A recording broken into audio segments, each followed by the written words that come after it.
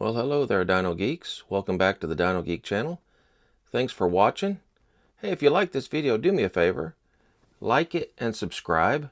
That way you can stay in touch and know when a new video comes out. This video tonight is being shot in my crowded office once again. And there's a particular reason for that, because in an office is where one would have a briefcase, right? This is a special little briefcase. Notice the high-tech locking mechanisms here. This case is from a set of Prehistoric Animals made by Funrise International.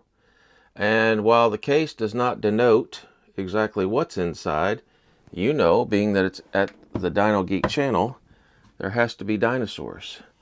I was very fortunate some years ago to get a complete set of nothing. No, that's not it. You see, there are lovely trays, and here's the first, that set in this case. But in the time that it has existed, the glue has weakened and no longer holds the trays in place. And the glue that holds each of these creatures in its place is also weakened and changed in its chemical composition a little bit. And so we have the following. We have Stegosaurus, and notice old school pose, dull colors, very much the dinosaurs of my youth. Here we have tried and true, the king of all dinosaurs, right? T-Rex. And there's that glue I was telling you about. Icky, sticky. It's supposed to hold them in place so that when you open your case, you don't have a big pile in the middle and a tray flopped over on top. But time has done what time does. We have a pteranodon and a lovely, sticky Allosaurus here. Toothy and ready to grab whatever prey happens to come its way. We'll put him back in his little spot here. And back here, you have one of my favorites. You've got Brachiosaurus. Again, notice the very dull colors. You got the tail on the ground. Old school dinosaur art inspiring this thing. Now, some of you might want to say, well, that was made so long ago, we shouldn't call that Brachiosaurus. We should call it Giraffatitan.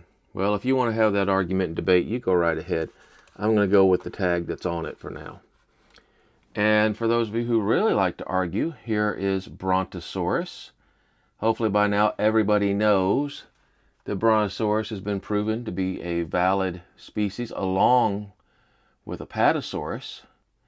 And here is this Stickysaurus, tail on the ground, old school style. And this side is, 5 out of 6 are actually dinosaurs, so as a dino geek, a dino snob, I'm pretty happy.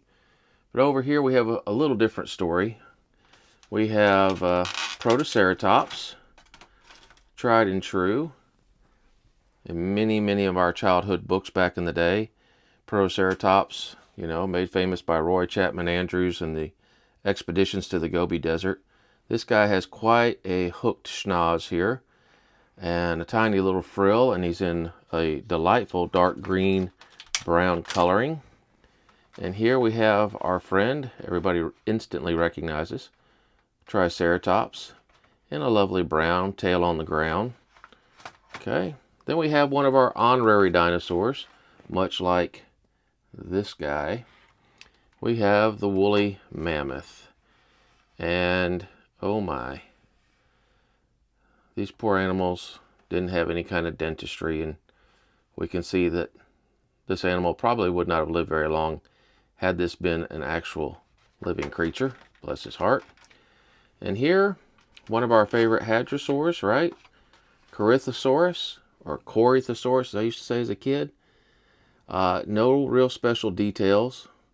A nice chocolate brown. If you didn't know better, you'd think maybe if it was in your Easter basket, you could chew them up. Don't do that. Back here, we've got a different hadrosaur with a little different skin texture. We've got Parasaurolophus, with a downturned crest and no skin flap from the crest to the neck.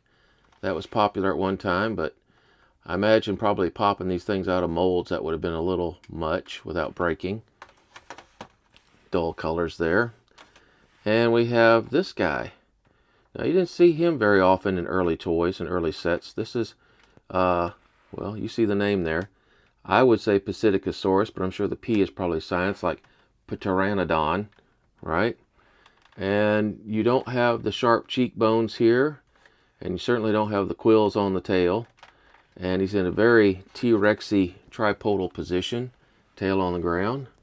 And back here, they've got this guy listed as Ankylosaurus. Some of you know it perhaps by another name.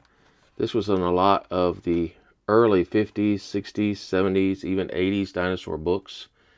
And I believe the name started with an S. And you say, now Dinogeek, why don't you know? Well, guys, I hate to tell you this, but I don't know everything. And I certainly don't remember everything.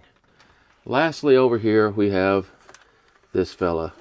Perhaps the most stuck into dinosaur books where it didn't belong, honorary dinosaur, Dimetrodon. Or as I used to call it as a kid, Dimetrodon, because D-I-M-E is pronounced dime, right? Now you can find all these Funrise dinosaurs individually on eBay, I'm sure.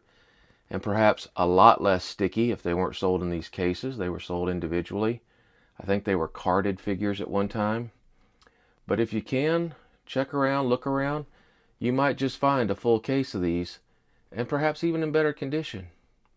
But until then, you're free to come back and look at these, and the reminder of old school dinosaurs, the dull colors, the old positions, pre-hot-bloodedness, right here on the Dinogeek channel. Thanks for watching. We'll see you in the next video.